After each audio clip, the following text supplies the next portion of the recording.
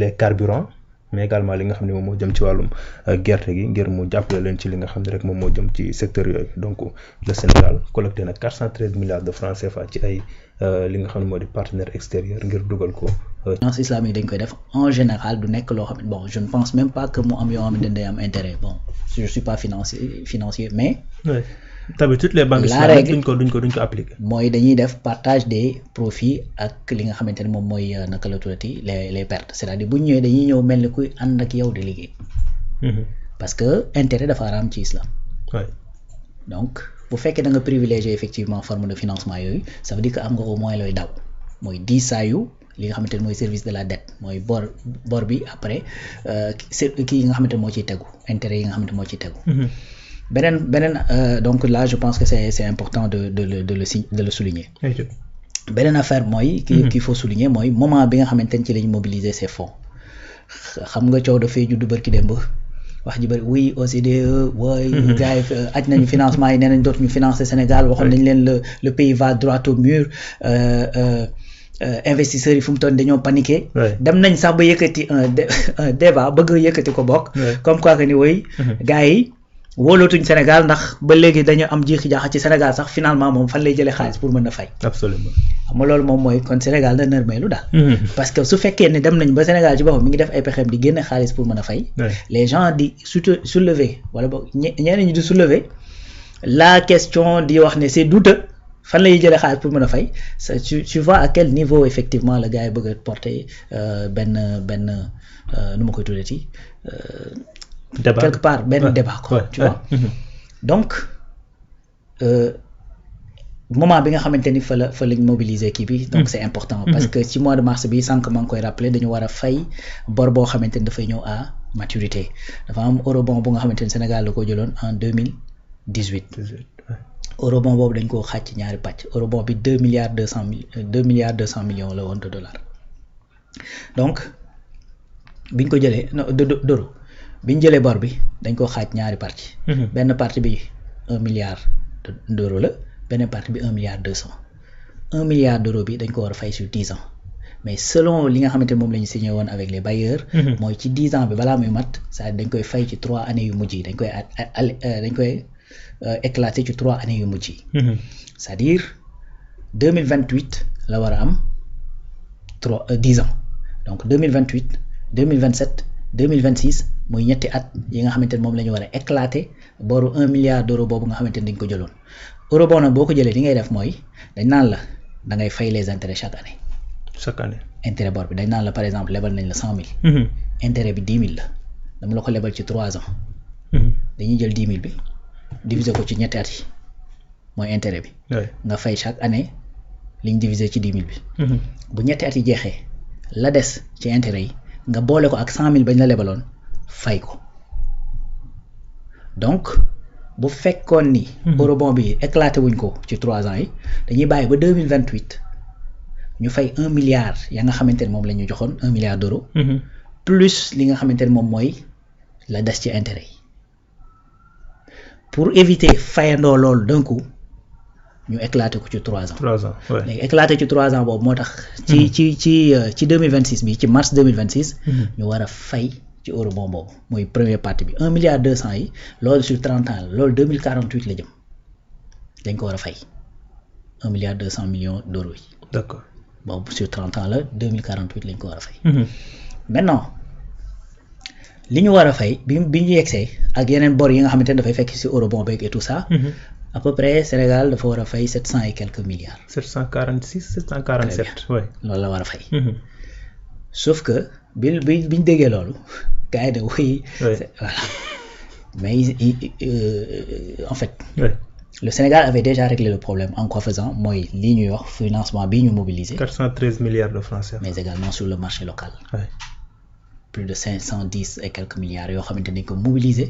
sur le marché local de l'UEMOA mooy les 9 pays yi nga xamante ne ñoo fi nekk nga xamante ne Sénégal mën na faa leb ñoom ñëpp ci CFA la ñuy leble donc loolu mu leb ci biir CFA boo xoolee dafa nekk di matérialiser maanaam la stratégie bi nga xamante ni le régime actuel moom la wax ne moom lay doxalee ak boru Sénégal.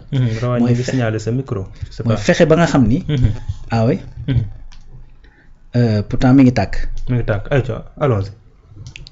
d'accord donc attends. c'est bon. waaw xam naa peut-être ci ñoom la waaw. donc mi ngi noonu. est-ce que ci ñoom la parce que même man fii aw ma son ah. ça vient man. ok ñëwaat na mu ngi ñëw waay. kon dafa demoon. allons-y waay. voilà donc je disais que.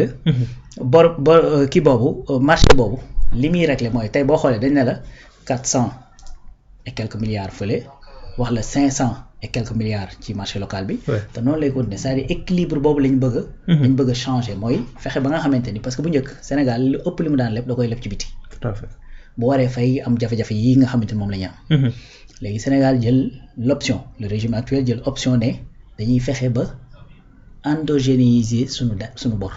lu ci ëpp bokk fexe ba nga xamante ne plus de 60% ci bor bi. ci biir la dañ koy jël ci sunu monnaie muy franc CFA. c'est important. c'est ça qui est en train de se matérialiser. moo tax li ëpp ci li nga xamante ne moom la ñu war a fay nii. boo xoolee ci marché local bi lañ ko mobiliser. léegi bi ñu mobiliser xaalis boobu tey boo jëlee 500 et quelques milliards plus 400 et quelques milliards ça te fait au moins 900 et quelques milliards. ci ko war a fay 700 et quelques. kon mobiliser nga ba mobiliser loo xamante ni mën nga koo defaat de l'investissement ci biir réew. ci biir réew moo tax.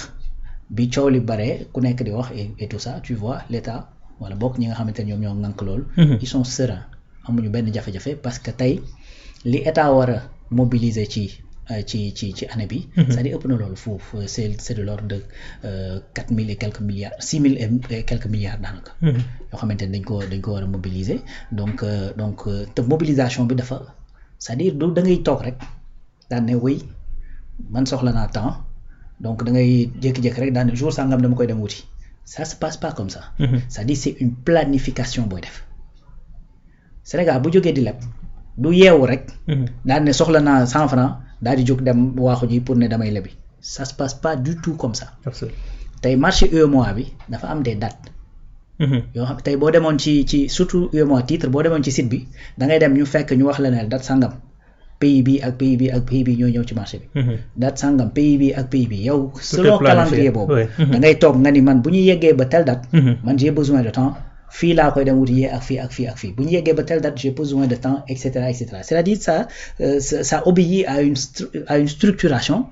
à une planification qui est stricte. boo xamante ni balaa année bi di ñëw booy voté ji LFI loi de finances initiale au mois de décembre. ci la ñuy xam loolu yëpp. état bu ko defee assemblée nationale daan ne autorisé nañ la d'accord nañ ne mën ngaa lool. ren boo xoolee débat yu méttee la juróon ci loolu parce que même les députés étaient sceptiques dañ doon wax naan. ndax lii nii di nga ko mën.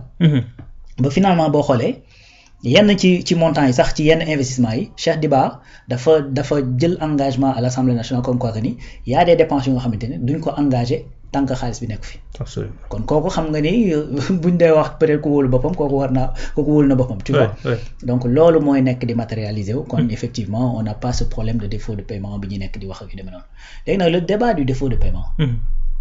dafa am ñoo xamante ni nourrir ko de seen arrangement la. pourquoi. très bien parce que tey. Sénégal voilà un pays boo xamante ni régime bu bees dafa ñëw. càmbar ay finances publiques am.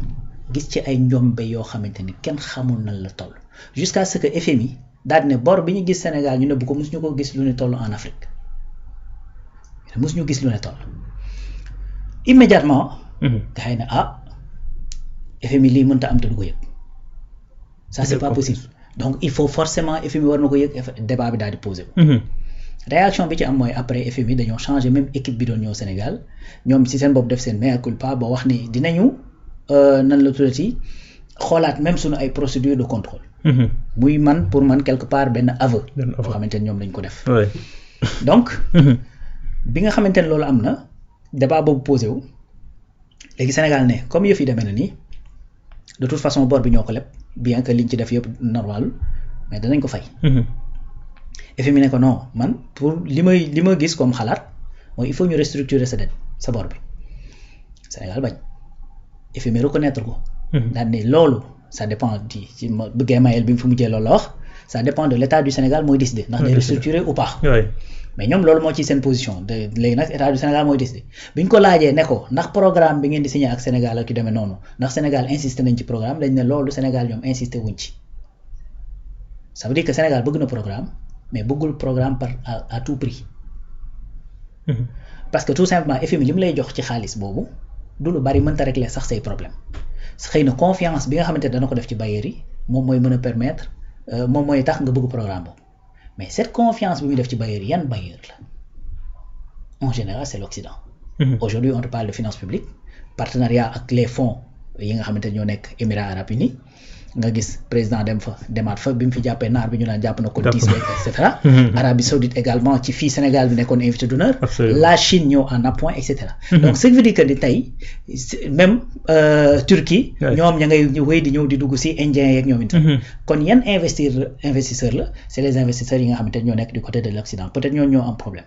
mais ok mais malgré que problème boobu am na on voit que investisseurs yi ñu ngi témoigner seen intention pour ñëw Sénégal. pour ñëw ci premier semestre 2025 bi c'est-à-dire à l'APEX il y avait plus de 2000 milliards d'intentions d'investissement yoo xamante ne dafa nekkoon fii Sénégal kon en vérité deful impact de trop.